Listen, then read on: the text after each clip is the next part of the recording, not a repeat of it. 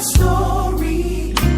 You don't know The my things. story. You don't know the things that I've come through. You cannot imagine. Cannot imagine Pain, the trial. the pain, the trials I've had to endure. Hello, it's Uplifting Others. Today I'll be talking about children with disabilities that are sexually abused. Children with disabilities are 3 times more likely to be victims of sexual abuse, and the likelihood of sexual abuse is even higher for children with intellectual or mental health disabilities.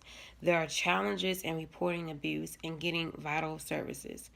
Without support, they suffer long-term effects like post-traumatic stress disorder, anxiety, and depression, increased risk of victimization in adulthood. Vast majority of the perpetrators are well known to the victims, like family members, service providers, like teachers, doctors, administrators, direct care providers, therapists, and transportation providers. Some signs of abuse: unexplained physical injuries like bruises, welts, broken bones, and burns, aggressive or withdrawn behavior, unusual fears, craving for attention, worry of physical contact, afraid to go home, destructive to self and others, poor social relationships, fatigue, lack of concentration, unusual knowledge of sex.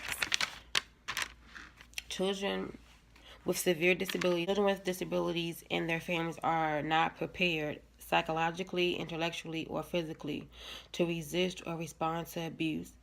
Parents are rarely prepared or trained on the subject of physical or sexual abuse or neglect. I want to bring awareness to this, to children with disabilities that are sexually abused, because you don't hear much about a child that has disabilities being abused, but it's possible and it happens and no one knows about it, or you can't figure out if something like that is going on because sometimes the child can't really formulate a sentence or even know that something like that is happening. Like they don't know if it's good or bad because they have a disability. And I feel like sometimes perpetrators and abusers, they take advantage of that more, possibly because they know that some children can't talk, or they're physically can't fight back, so they just, even if they could fight back, you can't do but so much. I feel like a lot of times when a child that has disabilities are victims of sexual abuse, they're too afraid to say anything, or they like I said before, they can't talk. So if we bring more awareness to it, then we could look out for signs and not be so, in a way, trusting of people. And if they can't formulate sentences or they can't talk at all, they can be getting hurt in the worst ways ever, and we will never know. Like the parents will never know. And you would think that people would have a heart not to hurt people at all, but to hurt a child that has disabilities is it's even more heartbreaking, because they can't do for themselves in certain situations, and they can't talk, or they can't have a normal life. And we have to worry about a perpetrator, we have to worry about an abuser hurting our kids that have disabilities.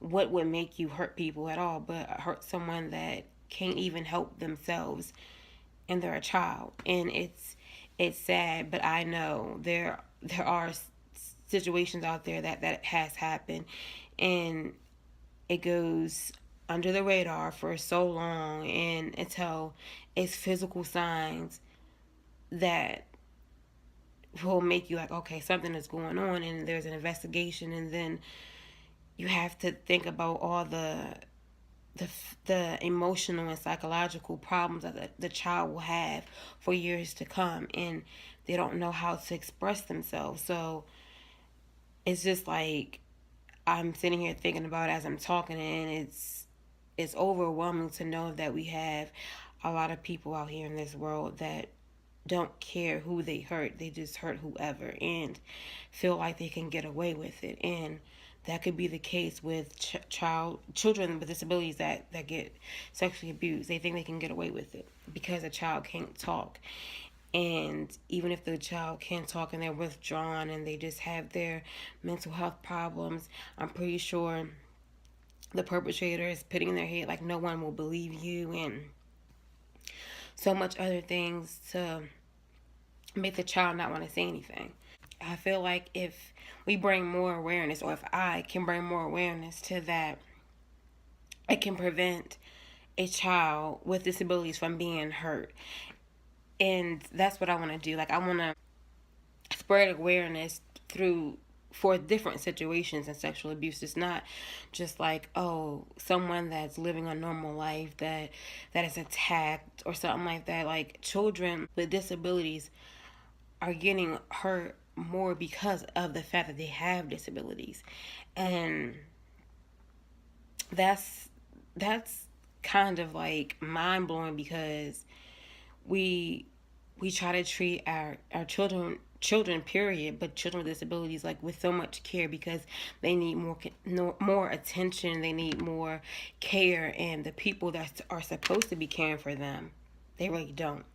They are finding ways to hurt them and just be mean and cruel, and they can't even help themselves in situations, or some situations they don't even know what's going on. They just know that whatever is going on is hurting them, and they can't even get the help that they need. And I feel like bringing awareness can help the parents to be more careful, and to also, like, be aware.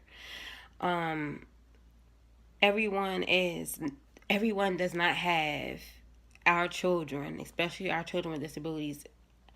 They don't have their best interests at heart, and it's mind blowing, but it's true. Like, we don't want to talk about the this stuff that really matters, and this, like, matters. Sexual abuse is real, and physical abuse, and all that is real, and it goes on in households and in schools, and it goes on, and it goes on. In some cases, it just goes on for years. And, like, some signs like the pregnancy one. So your kid can be being hurt, and then they get pregnant, and you're like, how did my child get pregnant? And it's because someone that you trusted with your kids did that to them. And it's like, how can you try to live the most normal life that you can, and knowing that something like this is going on? And that's why a lot of parents are really protective when it comes down to their kids, which they should be, because, like I said, you can't trust people. And when you feel like you can trust them, they'll just do everything right, say everything right, just to hurt your kids. And especially the ones that they can't do so much for themselves, or even, like I said, speak for themselves. So people are nice to a certain extent, and then their true colors start to show. And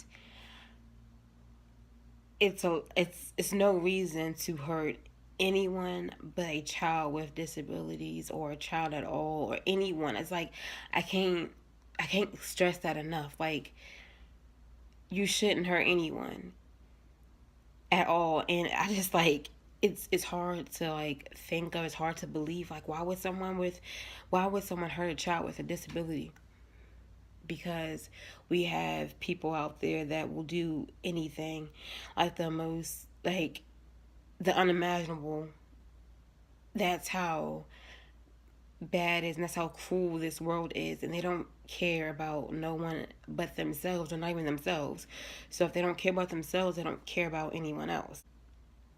I feel like we just have to look out for those signs, and just maybe bring awareness as best as we can to our kids to help them, even though it's harder with children with disabilities. I'm sure that it's ways that we can bring awareness, and help them understand what's a good touch, what's a bad touch. And even if they can't speak, you could probably still talk to them about that. I just want to let everyone know just to be careful of who we have around our children, especially the ones that have special needs and they really need the extra care and extra attention.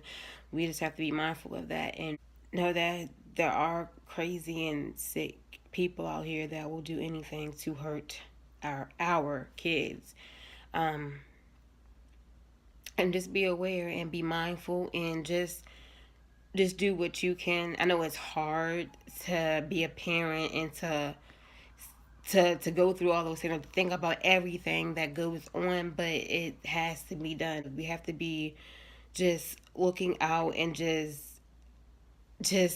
be that parent that asks questions, just like be observant and do what's best for your kids. We have to be mindful and just know that things like this, that children with disabilities are abused, and we have to, once we get that out there, it will help a lot, and there'll be more more children that can be saved by this, by just being more aware and being more educated about the situation.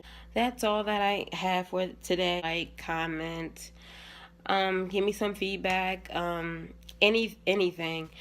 And thank you for my 132 subscribers. I just reached that, and I'm so thankful and grateful. And I know that what I'm doing is helping somebody. I don't know how many people, but I'm just grateful for the ones that I have watching. And just thank you. Don't forget to uplift someone, or try to uplift yourself, encourage someone. Just be there for whoever you can be there for. Thank you for watching.